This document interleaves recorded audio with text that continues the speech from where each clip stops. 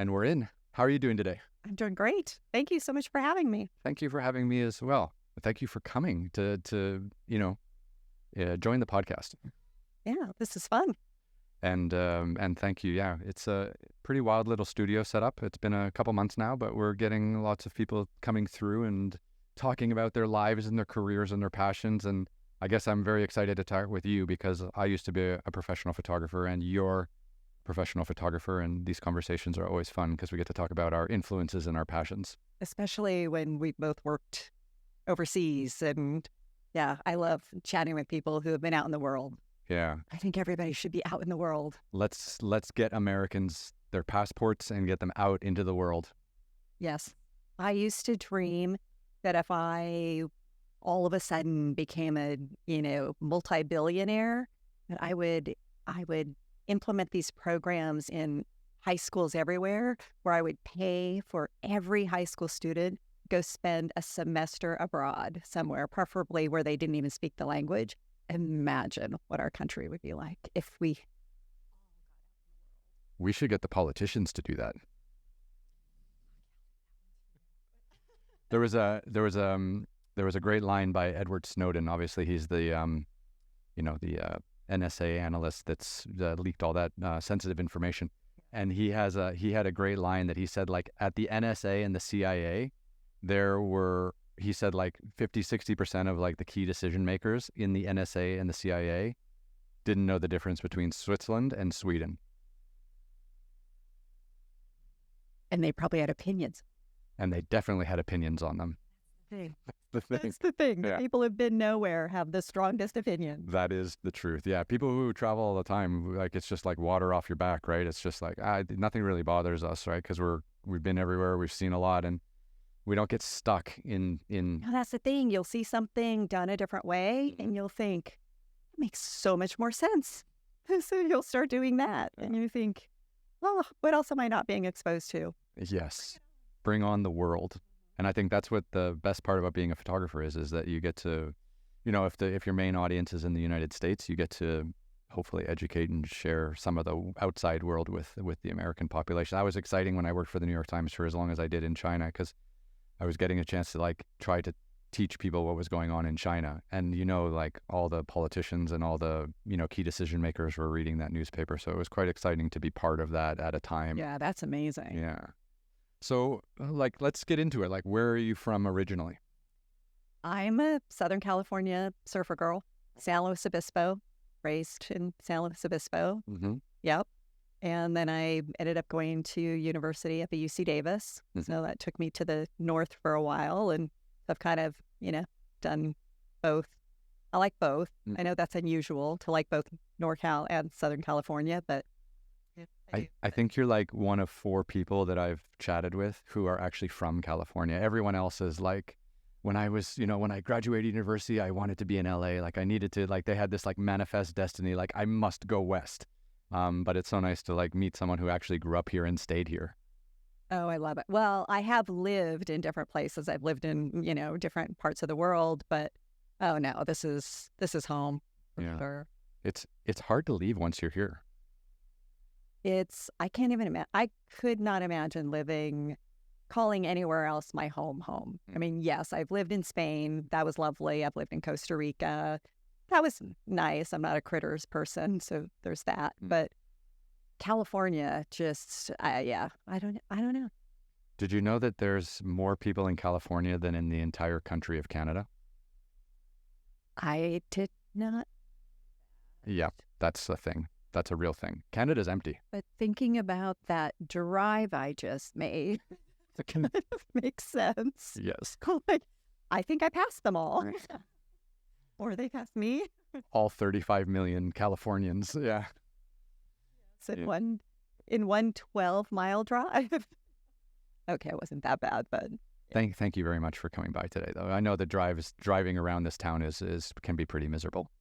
if you plan it to not be I know that there was no real rush hour at this point, but, if you're not really in the commute time, it's worth it. And it's gorgeous. It is. We're in California. And today's sunny and beautiful. Yeah.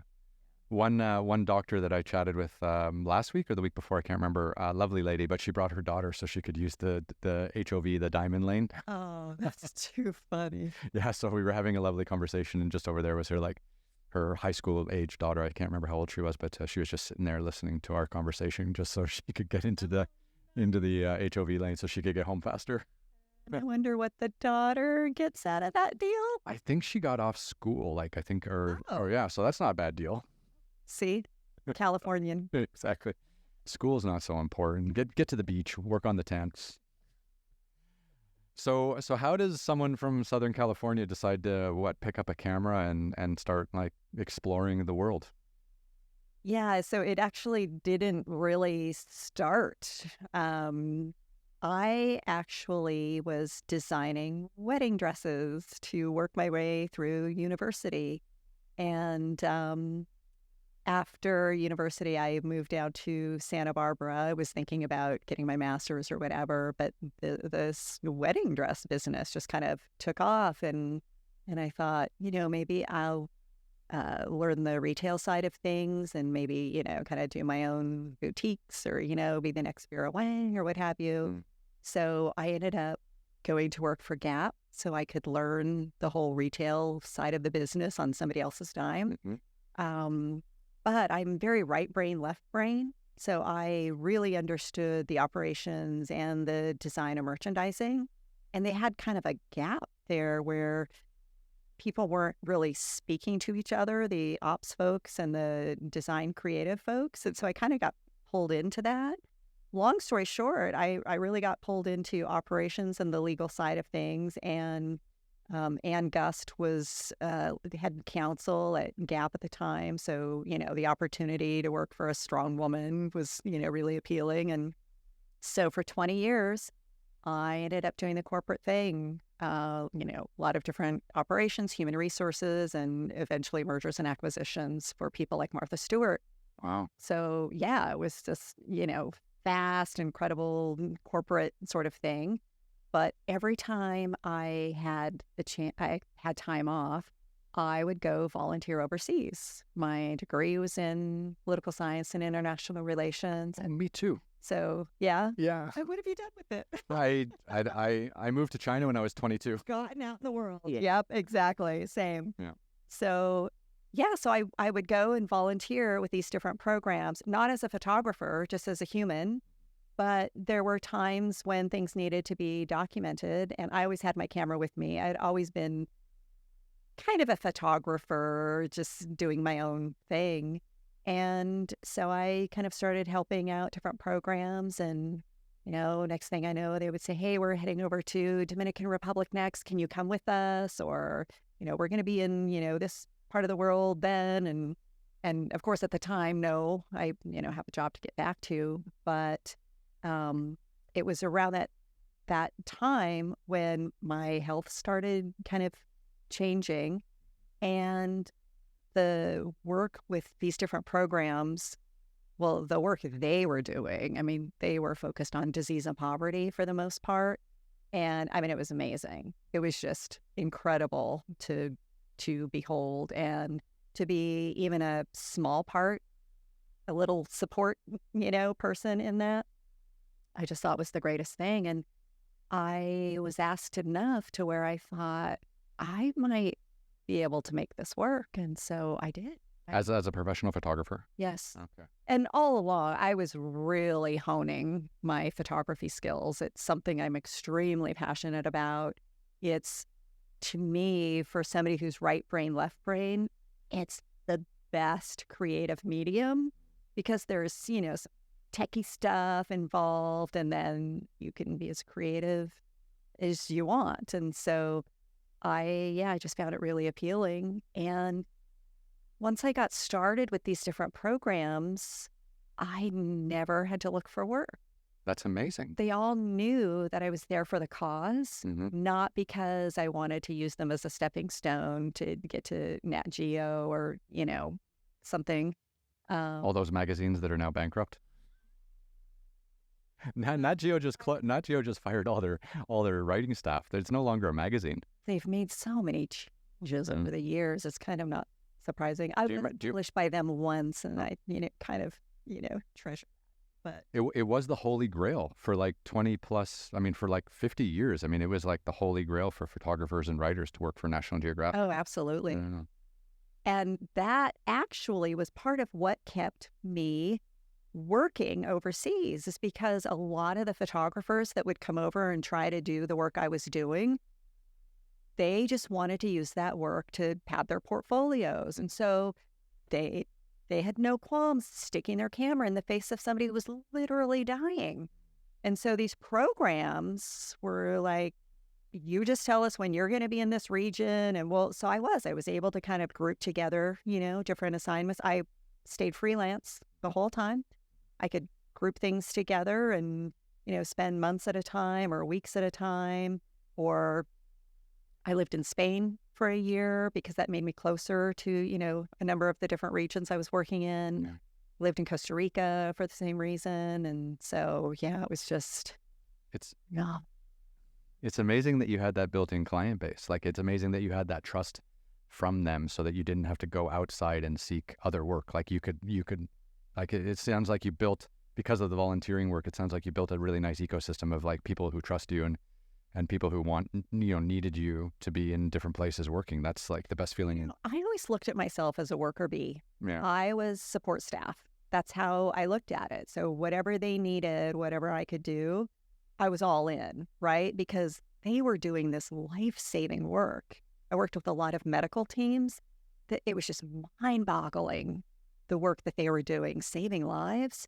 My little photography piece, it's like, I click a button, So I think just kind of my attitude about it and, just whatever you need, and the whole thing about, having respect and being on time and being, easy to work with, and all of that it's so true.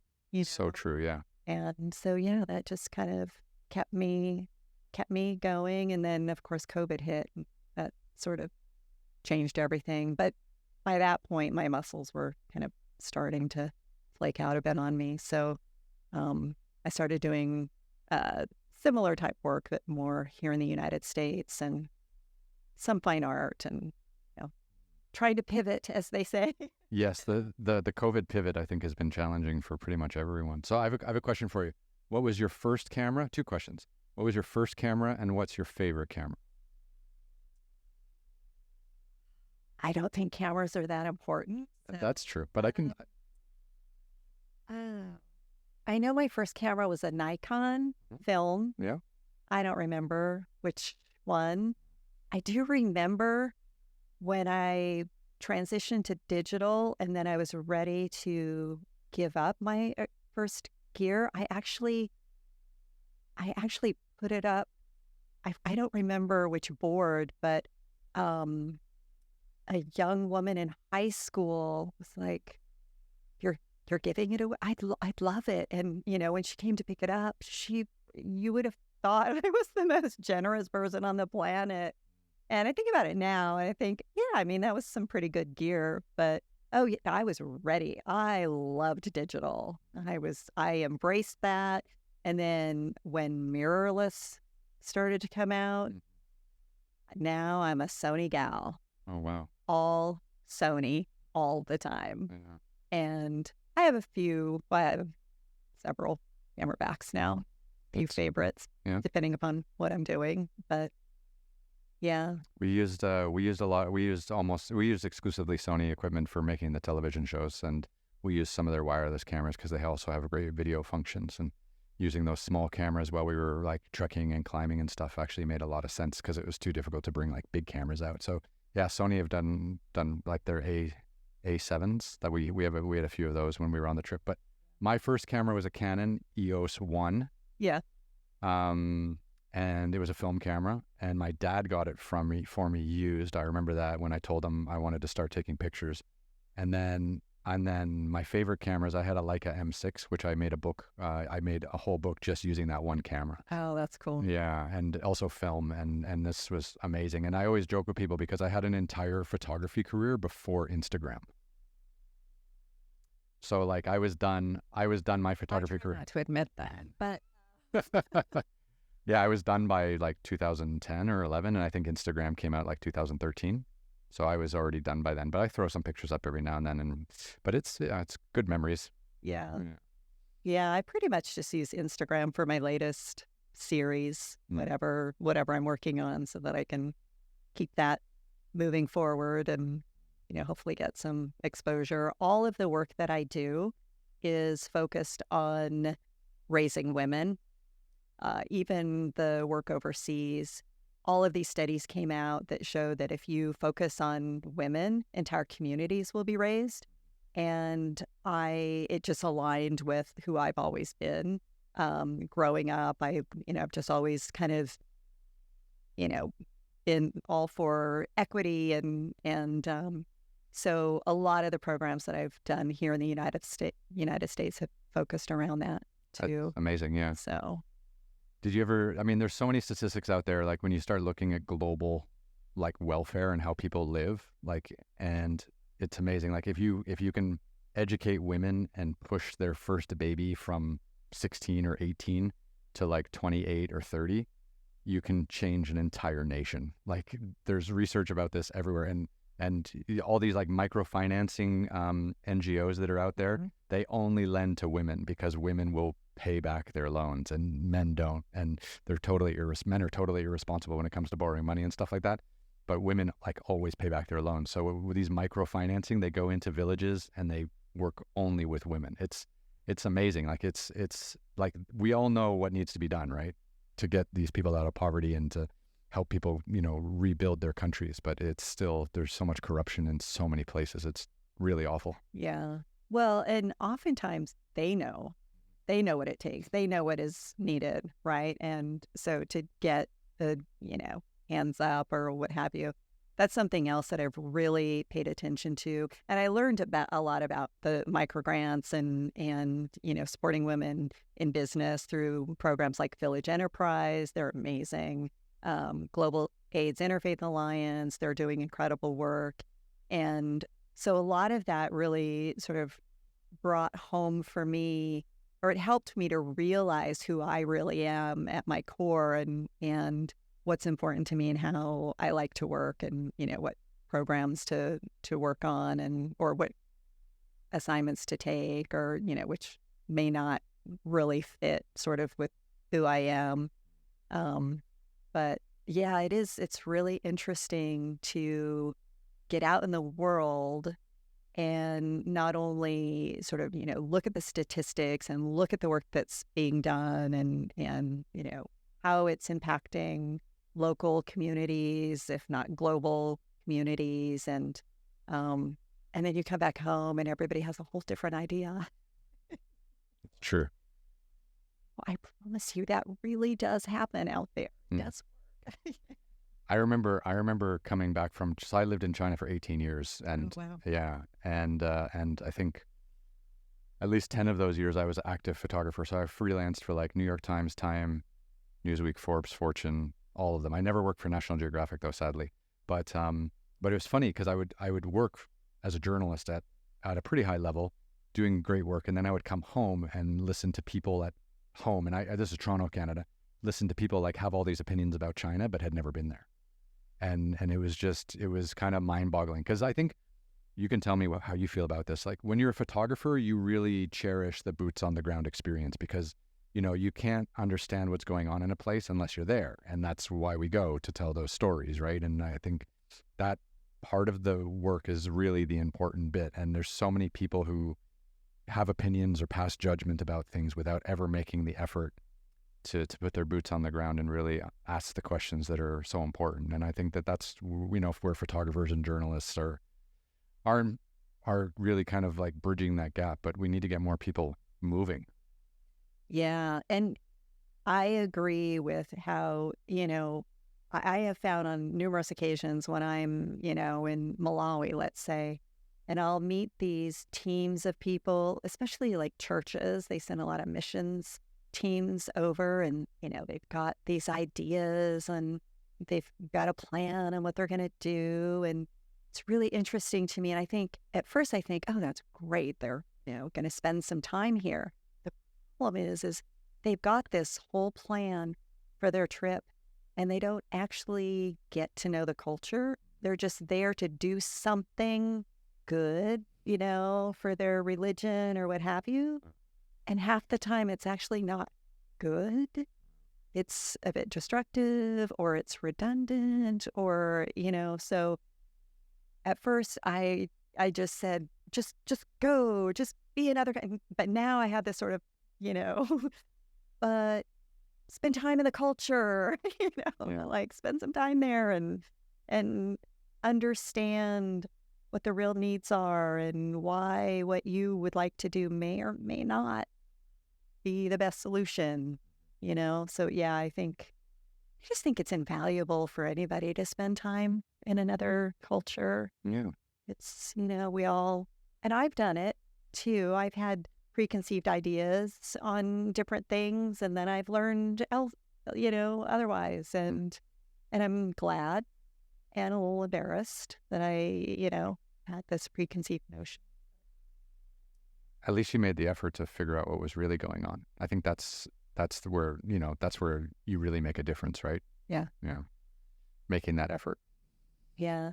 It's interesting when I've taught some photography classes and I've mentored some emerging photographers and they always ask me, okay, so, if I want to work overseas, what's the best way to, get that work? Should I approach time or, whoever? And I always tell them, I don't know if you've seen it. There's this movie. Oh, am I going to?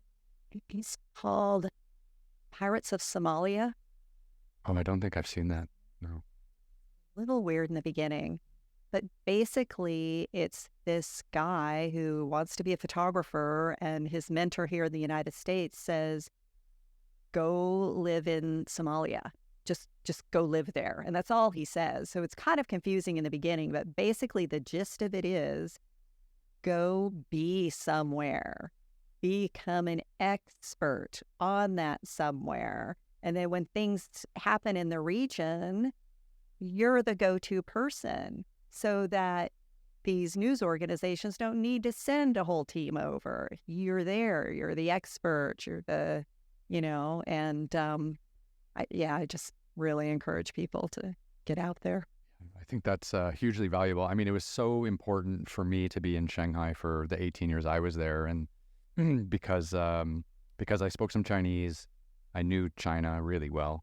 And all the magazines and newspapers felt super comfortable working with me. And again, it's diligent, get back to people on time, be polite, get the good work done. What led you there to begin with? Curious. So it's a good story. Do tell.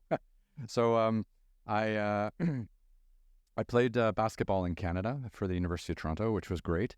But it also meant that I didn't have any time for hobbies, right? Because I was training all the time or I was sleeping the other half of the time or trying to study. And I just didn't have any energy for hobbies. But, and because I was playing basketball every Friday, Saturday for pretty much the whole school year, it was really kind of encouraged for us to try to get our Fridays off in our class schedules. So I remember I had to take a certain amount of classes each year, a certain amount of credits. And I was like, trying to figure out how to do it so that I had my Fridays off. So, because we traveled on Fridays and then we played Friday, Saturday. So then I found okay, there's this one course I can take, instead of on Friday, I can take this one course on Thursday. And it was an introduction to modern China. And I just took it because it fit into my schedule. Yes, I love that. So random. And I just consumed every book they put in front of us. I just found China to be so different from everything. Because I you take U.S. history, U.S. politics, Canadian history, European, Western democracy, all this shit. And I studied political philosophy too. So, you're reading all the, all the ancient stuff. And then you're reading everything to do with, setting up democracies and division of power and all this stuff. And then all of a sudden it's just like, oh, China is really different. And that really inspired me. And then when my basketball career ended, when I graduated from university, I wasn't good enough to play professionally. And I was just like, well, I'm very lucky. I don't have any debt. And I didn't have any money, but I didn't have any debt. and I didn't have a wife or kids or anything. And I was just like, well, I'm going to go check out China. Because and then after that first course, I took another course and another course, and I kind of really got the bug. That's amazing, because that could easily have gone in the opposite direction. Yeah, I mean, I could have taken a course about Saudi Arabia and ended up, in Riyadh for 20 years. Or in anything and went, ugh, and it led nowhere. So, yeah. It's wild. Meant to be. Yeah. So then I went to China, and this is the other thing too, is because I didn't have any hobbies when I was an athlete. When I was 22, I was kind of depressed and I didn't know what to do with my life. And then I went to China and I was like, oh my God, like what's going on here is incredible. Like, I'm going to write and take pictures of everything I see. And that like spawned this whole other passion that I didn't even know I had. So I started working for local magazines in Shanghai. So there were these two magazines. One was called like That's Shanghai and That's Beijing. And they were like English magazines for foreigners living in China. And sometimes the editors there would give me some money to go do a travel story or something. And I would write it and take photos. And then, they give me like $1,000 for a couple of days. And I'd be like, yeah, that's amazing. I also taught English part-time. And then I started working for the South China Morning Post and the Singapore Straits, which are the two big magazines in Hong Kong and Singapore. And then I was also doing in-flight magazines, which is very popular for photographers because it pays well, or used to. And then, after a few years of that, I started getting into the major journalism outlets in the United States. And did you approach them or did they approach you? A bit of both. Like, I used to, like, once I had a decent portfolio, like printed portfolio in a book, I couldn't possibly with that. Then I was going to New York like once a year and knocking on all the doors and showing people my work and saying this is, and I had like a little scrapbook and all my New York Times like postings and everything, and was showing people the work. And I'm like, hey, I'm in Shanghai. I've been in Shanghai for a few years. I really know the country and stuff like that. If you need anyone, I'm there. And I got there at a time where there were only really 2 or 3 other photographers in China who had been there for a decent amount of time. One was Greg Girard, one was Fritz Hoffman. Those 2 guys were absolute legends.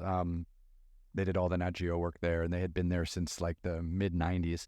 So they were great. But then they started kind of easing out of their career when I showed up. So I started getting some of their work, and Nice. I was just kind of there at the right time. And then, of course, the build up to the Olympics. So the Beijing Olympics were 2008. So from 2001 to when I arrived to 2008, everyone wanted to know everything about China. So I also caught this like China Olympic wave Got it. and I was busy like working every day for 6 or 7 years. That's amazing. Yeah. As a freelancer, it was really incredible. And did you love China? I did. I do. I mean, what happened during COVID really soured my...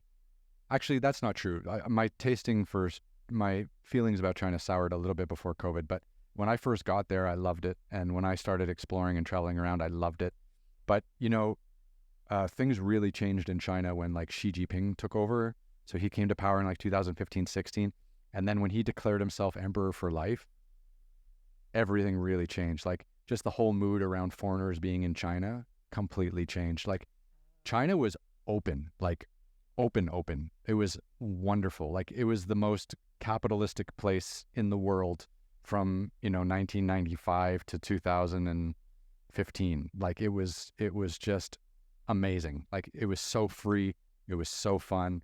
People treated, you with so nice, like everything was just great. And then when he declared himself emperor for life, the whole mood and energy just twisted a little bit. And that's when I started planning my exit. And then I went to Dubai. And you were in Dubai how long? I was in Dubai for 4 years, Oh. off and on. Because of COVID, I kind of got stuck in a few different places because traveling around. Like I was in Ethiopia when the world closed. I was filming in the Simeon Mountains in northern Ethiopia on the border with South Sudan in March 2020 when the world closed, and I couldn't go back to Dubai and I didn't want to come back to Canada. So I ended up in Istanbul, Turkey for 4 months, just twiddling my thumbs. Got it. Yeah. Yeah, I got lucky on that. I don't even know how I managed that. I think I wanted to finally spend Christmas with my family or something. So I think I got back in October, November, or whatever, and then was going to, get started up that, take a little bit of time, and a little bit of time turned into It's a good 3 years. Yeah. Yeah. And unfortunately, I actually haven't been back overseas. Oh. That's been just because of the muscle stuff and the work I've been doing here. So It's, yeah, I mean, I haven't really traveled with the same level of freedom that I used to. I mean, like in 2019, so I gave up So I gave up my photography career around 2010, 2011 because it just wasn't what it was. So I think I came in at a pretty decent time where the day rates were great. You know, you kept the rights to your photos. So my whole archive is on Getty. And, you know, you could make a really great living. And being in China too, you know, there was a lot of corporate work in China, like corporate portraits and shooting factories and doing advertisements and stuff like that. So when people saw you in the New York Times, they would Google search you and then be like, oh, I saw you in the New York Times. I'm an American. I do business in China. I have a factory in Shanghai. Like we need to do a corporate brochure. You know, we need pictures. Come and shoot in my factory for 2 days or something like that. So there was a ton of work like that too. Nice. And between the journalism work and the corporate work, it was amazing. But 2010, 11, after Lehman Brothers collapsed in 2008, the print publishing industry just fell apart completely. The day rates like went from being really good to barely livable. And I remember in 2000, I think it was in 2007, I think I had like, just from the New York Times alone, I think I had something like 46 assignments.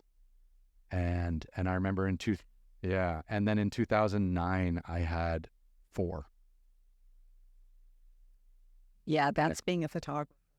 Yeah, completely unstable. But then, of course, hopefully you have a bit of an archive and people are buying the archive and you know, maybe you can make some, make a few, make ends meet like that, but it just wasn't the same. And I really wanted to travel. So then I moved into television and I was like, this has to be like the way I travel and meet people and tell stories, through this. So then I got into that.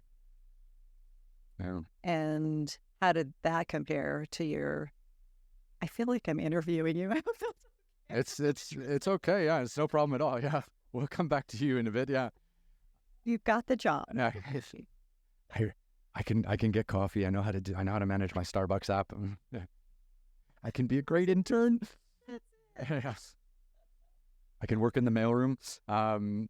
Everyone I've interviewed, everyone I've chatted with in LA has a mailroom story. Like one friend worked at, like one of the guys I spoke with a couple weeks ago, he started off in WME in the mailroom for the first year of his work, the career there. I feel so left out. I have no mailroom story. Yeah.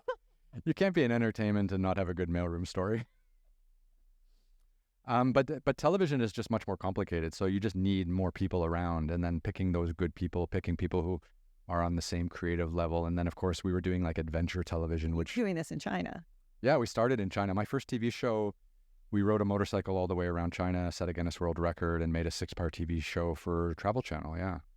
But that was a mess of a production. That's amazing, though. We just went for it. No one would fund us. No one would give us any money. No one would guarantee broadcast, but we just went out and made it. And we're like, it's like, fuck everyone. We know we have a vision. I know exactly how this is going to look when it's done. I know exactly the kind of experiences we're going to have. And no one's really filmed China like that before or since. And that was in 2010. Yeah. And then I made another show about trekking all through Tibet. That was really nice. That's Extreme Trek Season 1, Sacred Mountains, where we did these pilgrimages with local Tibetan people around all the holy mountains in Tibet. So there's 4 of them. Minya Konka is in the east in Sichuan province, and Karwa Karpo is in the south in Yunnan province. And then Mount Kailash is the most famous holy mountain in all of Asia, South Asia as well. And that's in Tibet, western Tibet. And then Amni Meichen is in the north in Qinghai province. So we did these 4 pilgrimages with the local Tibetan people and filmed and made a great series. And again, I haven't seen anything really like that before since. So we really went for it. How did you manage to hire people, though? If you were saying, all right, we're just going to... Well, I started off with my creative soulmate in many ways was my director of photography, Chad Ingram. So he was a brilliant still photographer, and we were very good friends in Shanghai for many years. Okay. And he worked with me my entire career. So we worked from 2010 till March 2020. I got stuck in Ethiopia with him in March 2020. We did get out eventually, but yeah. So because he wanted to move from still photography to video, and I kind of gave him his first job, and then and that's kind of how we both got started. And I don't know how many other people he worked for over the years, but I kept him super busy because in 2019, I think we traveled more than 250 days together, all around the world. So in like 1 year, we would film in Russia, Iceland, Laos, Papua New Guinea, Bolivia, Argentina, Jordan, and Uganda. That was one season of Extreme Treks. That's amazing. Yeah. It was good fun. But yeah, but like when you're, I know, like when you're a photographer, it's like you've got your bag, you've got your lenses, you got your bodies, you know, you got your memory cards, and you're it, right? And you shoot all day, and then you come home at night, and you're at the hotel or whatever, and you're looking at all your photos, maybe a glass of wine, and it's just you. And but television's totally different. You know, there's people all around all the time. You've got editors, you've got color correcting, you've got a music composer, you got to do voiceover. It's an absolute beast. But that first production in 2010 made me believe I could do it. And then I set up my own production company, and then I started hiring my own editors, and then Chad worked with me, and then we hired another guy named Jesse. I worked with another great cinematographer, Daniel, as well. And then I just had these editors. People started gravitating towards what we were doing because not a lot of people were making like independent TV, which is because it's pretty expensive.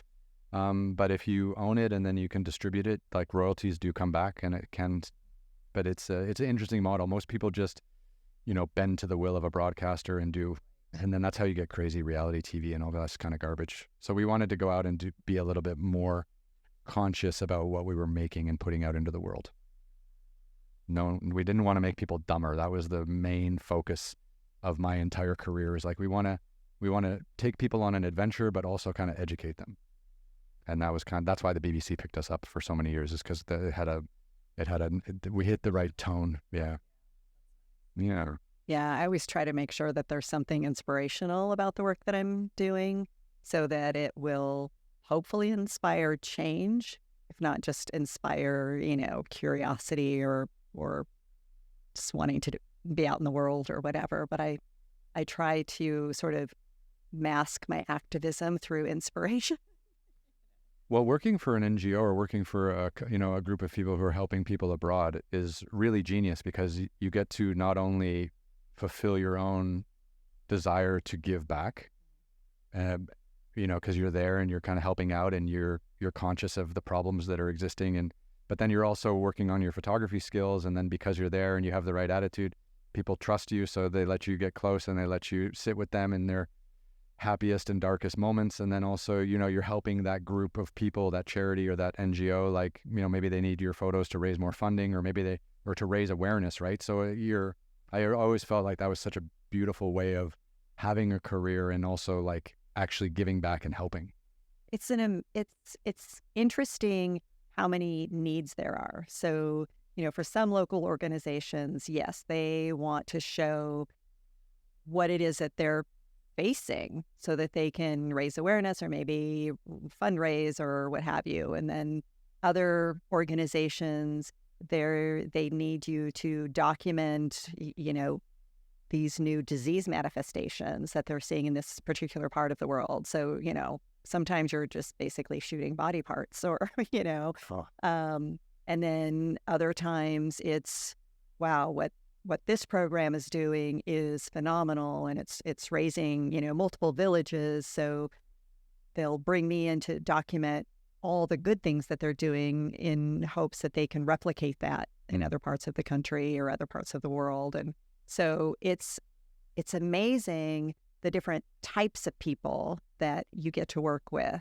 You know, the people that are trying to replicate are very different than the people who are trying to just show you know, what the conditions are like, and therefore, you know, how can we do agroforestry different, or, you know. And so it's really fascinating to be around all of these different types of thinkers and you know, dreamers and doers, and, you know, it's a lot of fun. And then to be able to continue to talk about some of your favorite programs and just really help get the word out, and, you know, or have somebody come up to you and say, oh my gosh, that I had no idea about that, but I'm, you know, going through something similar, and now I feel more comfortable talking about it. Or, you know, that's when you just kind of, okay, this being a worker bee thing is not so bad, you know. What was when you were working with these groups? What was the reaction from the local government? Like, were you always welcomed, or was there any tension between like what you were doing versus what the local government wanted to do? Or because I always, you know, when I watch you, explain your work. You have this joy and this passion for it, and I can see like you love it, and you were helping people, and you really. So my fucking career was so antagonistic because the Chinese government was following us all the time, and I've been in jail and detained in like every province in China because the majority of what the New York Times was doing is Beijing would come out and say, we're going to do X. And then we would say, that's bullshit. And then we would go to the place where they were doing X and be like, that's not happening. This is what's happening. We have to hold them accountable. And they didn't want that to be on the front page of the New York Times. So they would follow us into our hotels, barricade us in our hotels, detain us in hotels, take us to police stations, follow us everywhere. So it was like cat and mouse. So the beginnings, most of my career, it was super frustrating working in China, but no one else will really want to do that work. So that was kind of like my baptism by fire. Yeah, I bet. Yeah, no, that doesn't sound all that freaking to me. No, I also knew from the start that I was not going to work for Western organizations that were somewhere else in the world doing good or, showing the locals how things should be done. So for me, working for local organizations on the ground, they already had that figured out. So I rarely had to worry about anything like that. That must be an amazing feeling, not having to look over your back every 5 seconds. Yeah, I'm trying to think if there was, there were some weird situations, situations that came up where, I had to pivot or we had to pivot. I was heading into Uganda at one point and there was an Ebola outbreak. And so they, gathered us all up and said, you're not going, because even if we wanted to, we would be more in the way. We would just be, more people to have to deal with. And so, it's kind of like, oh, all right, well, what now kind of thing. But I respected that. I wasn't really, if they had allowed me, I think I would have gone. And of course, this was well before, the huge recent outbreaks. Sure. I think I would have been interested to go. But if they said, no, you'll be in somebody's way, I will never be in the way of people that are really doing the work, So you pivot, whatever. I was in Nairobi when the whole mall, they thought it was bombed, and it turned out it wasn't bombing. I don't remember. I was a couple blocks away. So that was frightening. And, oh, what do we do? And, so there have been things like that, or traveling as a woman by solo, getting to some places. I've gotten into some tight spots that way that were so great. As a matter of fact, I'm sure everybody does this. I probably shouldn't even admit it, but I claim to be Canadian. You did? Did you put a little Canadian flag on your camera bag? No, but I was in Turkey, and I was in a taxi, and this guy started taking off, and he started talking about Americans and lots of money, and I've never been rich, and so I started saying, oh yeah, well, probably easier for them to be rich because look at that lovely climate. It's frickin' freezing where I'm from, and eventually I could see on his face in the mirror that he was losing interest. Like, oh, I just picked up the wrong person, or, Yeah. So. We can't fleece the Canadians.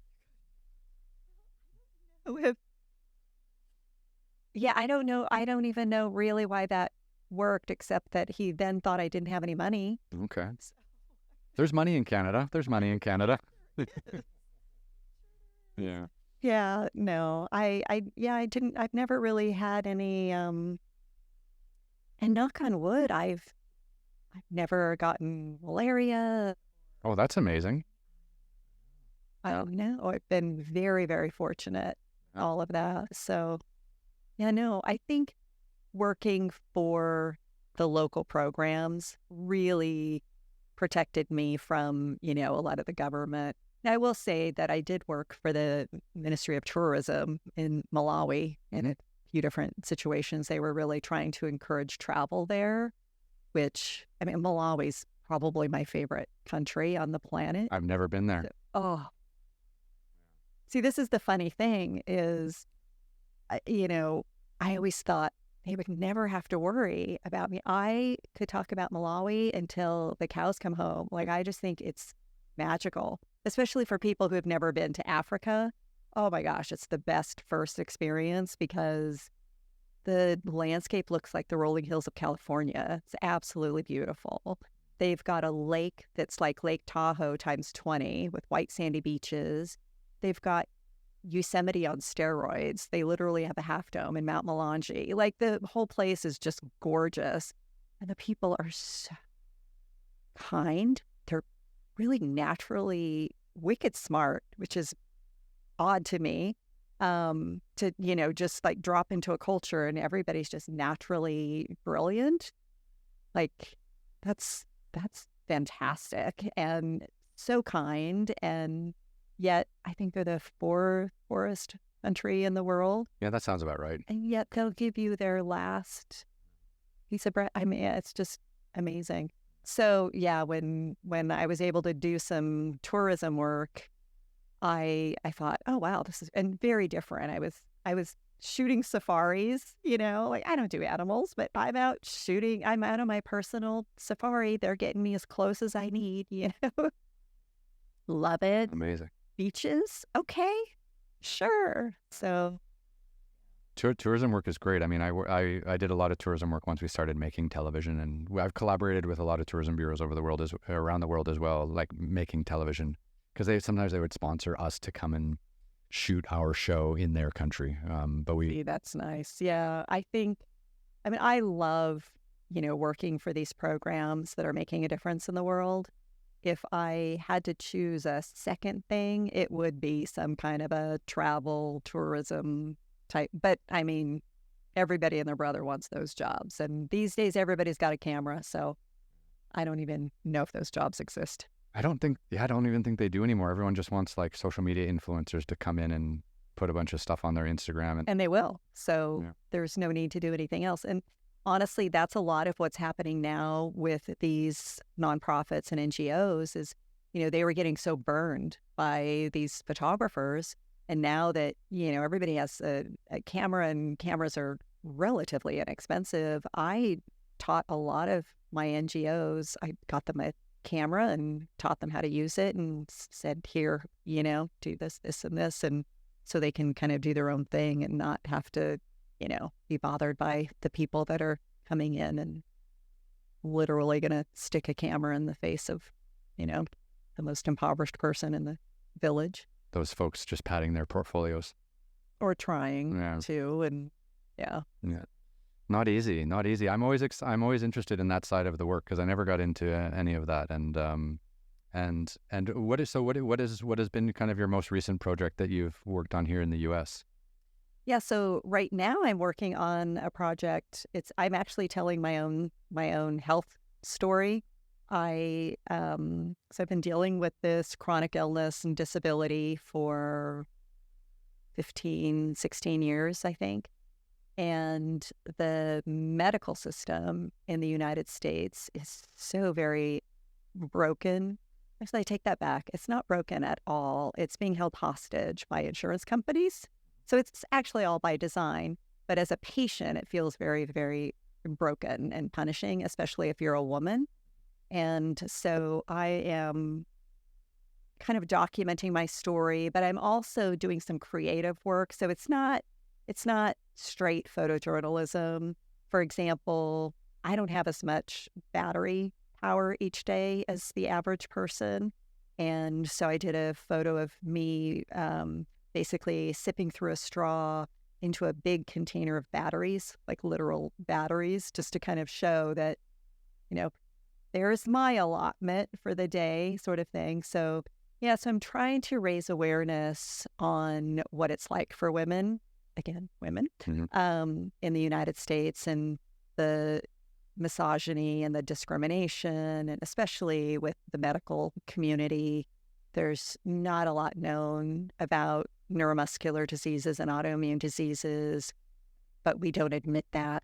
So we just gaslight people instead. And so that's the main thing that I'm working on right now. And I'm getting some exposure for that. I'm showing in different galleries and different venues, and I'm really working on my writing and thinking a book is probably the right vehicle for that, I think, because there really is, it's interesting, obviously mainly for me, I take pictures, but for this, I've been writing a lot about what this picture means really and all that surrounds it. And so I am focusing more on writing as well right now. So yeah, I think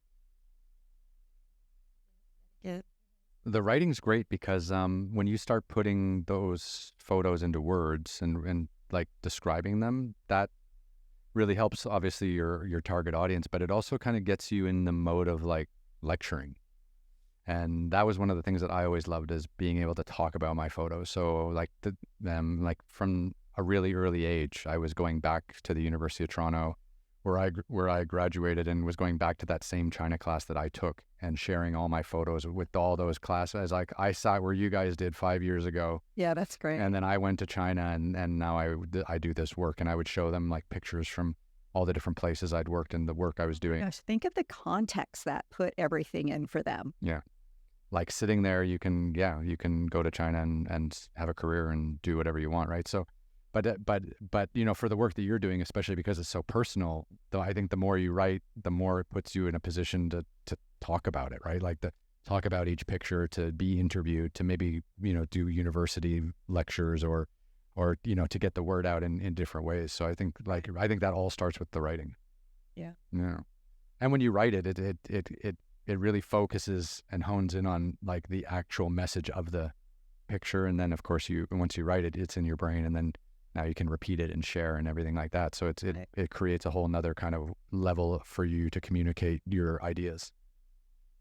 Yeah, I'm enjoying it, which sounds odd because, a lot of it's pretty gruesome, but I am enjoying the process. I've done some other work, other kind of documentary work and such here in the United States. I did some work with a therapist in Southern California. We did some work on what happens to women after sexual assault. And so I did a lot of photographing for that. And it's really rewarding when you're photographing and you're writing a little bit about it, and you have somebody come to you and say, I was assaulted a couple of years ago and I've never told anybody about it ever, not even my fiance. And yet I saw the picture that you took of a woman sleeping in her closet, and you talked about how common that is for women after sexual assault. And she said, I've been sleeping in my closet this whole time, and I thought it was so crazy that I was too embarrassed to talk to anybody about it. So you're right. She saw the picture and that looked like her, but then the writing to learn that, that this isn't a one-off. This is a very common thing that women who have been assaulted do. Mm-hmm. And she said, I've even considered suicide, but now I saw the picture, I read, I shared with my fiance, I'm seeing a therapist now, and yeah. It was the push that she needed to kind of get over the hump and to find help, right? Yeah, that's what pictures do. That's why, that's the ultimate. That's the whole thing right there. Even if it just happens one time, it's happening a little bit with my story now with the illness. People have been contacting me and saying, I saw that picture, and that picture, I've been trying to explain to my partner what is going on and how, this is affecting me. And I can't explain it. But as soon as I saw this picture, it gave me the words. Mhm. And I was like, my picture, just this image that I took, gave them the words to have a conversation that explained everything. That's beautiful. Yeah. I mean, a picture tells 1,000 words, and a good picture is priceless. And yeah, it sounds like the other women that are seeing your work and feeling similar feelings to whatever you're documenting. Yeah, it's changing lives. It's getting people to open up. It's amazing how many people out there are going through something. I'm not saying women specifically, but who are going through something and they're completely hiding it. And then the moment they see that someone else is having that same thing, they open up and it gets them out of their shell, and it gets them asking for help for people around them who hopefully love them and want to help. Right. And that's the first step in getting getting a little bit of a voice, or seeing how somebody else handles a similar situation. I get a lot of people reaching out to me about how I approach doctors and other medical professionals. I look at them as a consultant. So I look at them as it's a partnership. I'm the expert of me and my body and what's going on, and they've got medical training. And so when I go to a doctor, I pretty much interview them a little bit, to see if they have education, experience, understanding of what I'm dealing with. And if they don't, I let them go.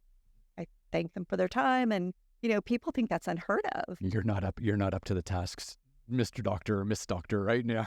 Oh, no. If they're really, really condescending, then I'll say something like, well, it looks like I've talked you out on your experience here, so I won't take up any more of your time, but thank you for the time and stay cordial. But like, wait, you get to choose your doctor? No. With insurance, I know there are some constraints, but for the most part, would you just take any architect if you wanted to add on a porch to your house? And what if they came in and said, no, you don't want to do a porch, you really should remodel your kitchen, I'll do that for you? That's what we get from medical doctors, right? Oh my God, this is a whole nother podcast. I'm so disgruntled with medical care in the United States and in Canada too. Even though we have a socialized system, there's a lot of issues. So it's very troubling on many levels. Yeah.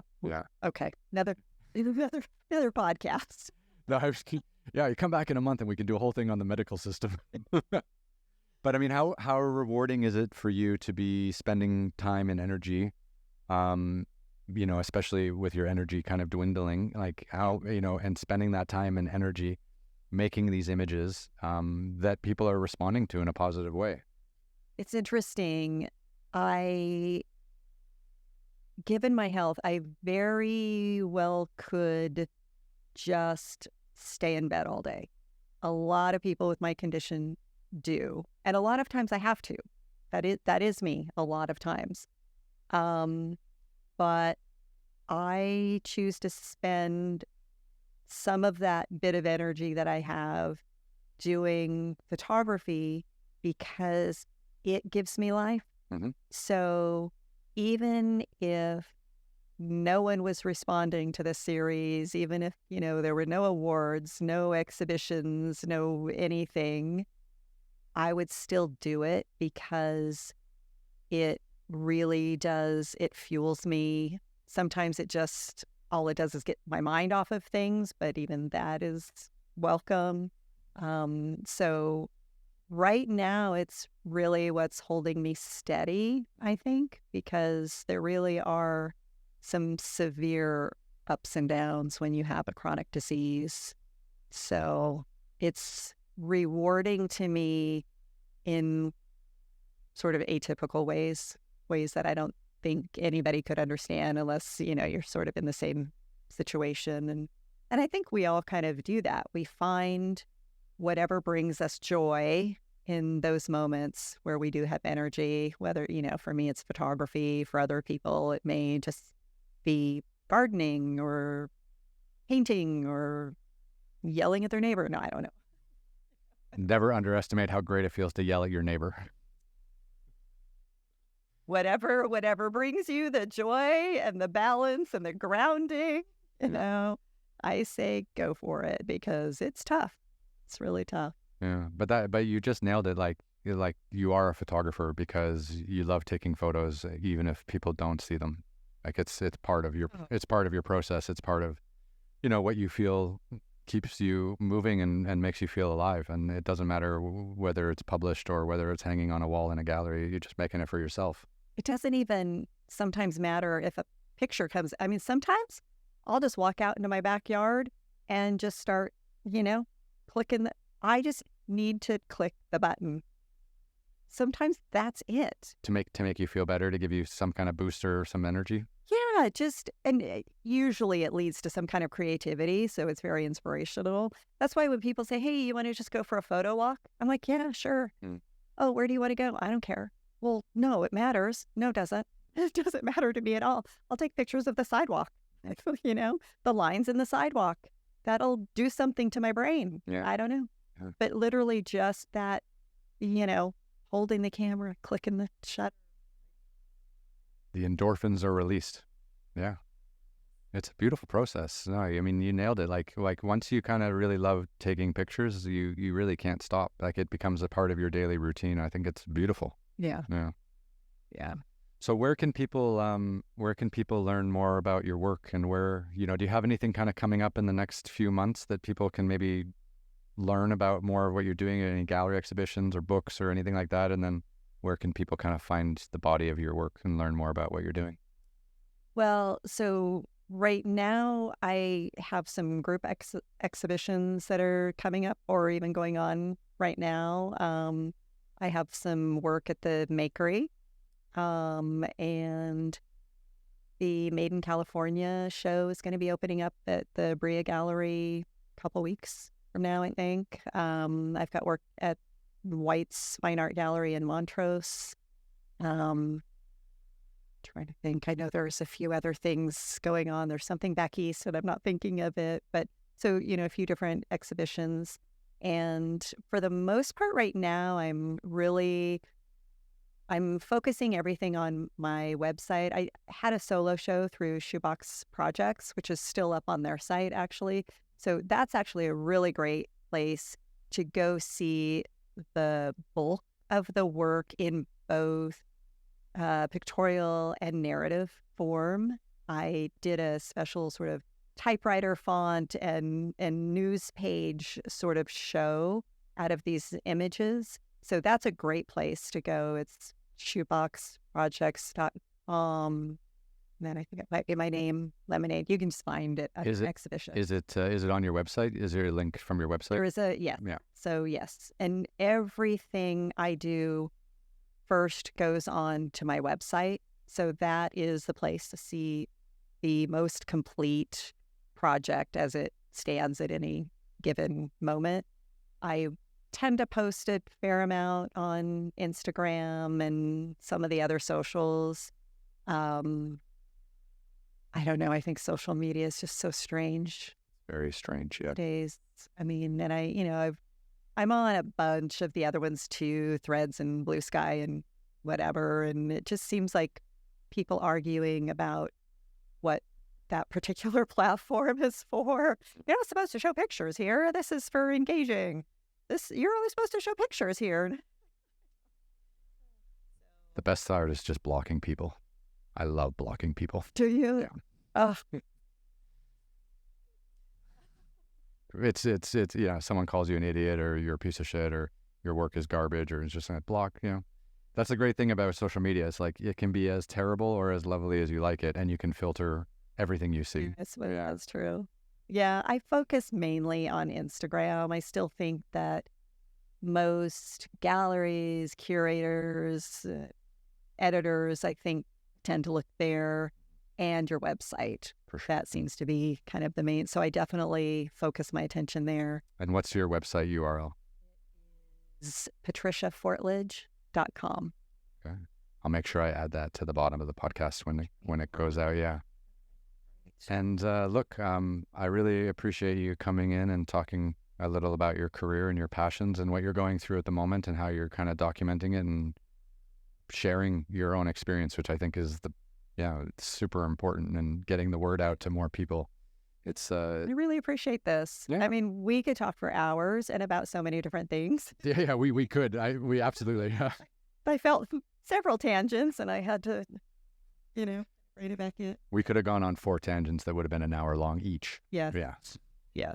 Yes, we definitely could. But now it means you can come back at some time in the future, and now we have this like initial chat out of the way, and now we can come back. You can come back a little bit later, and doors always open. I mean, I love just schedule me in once a month or something till we run out of. Well, globally, I mean, we could just talk for anyone who studied international politics and stuff like that. I can have chats with forever, because it's just like, oh, you read that book, and oh, you've been there, and like, can you imagine the way the government's treating their people there? And it's like, can you imagine? And no one else wants to talk about that. every element. Oh, healthcare there.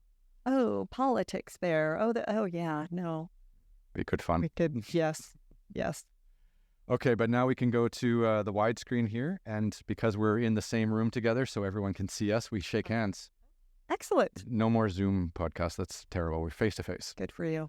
I appreciate it. Thank you so much for coming by today. Thank you. We fade to black, and we're done.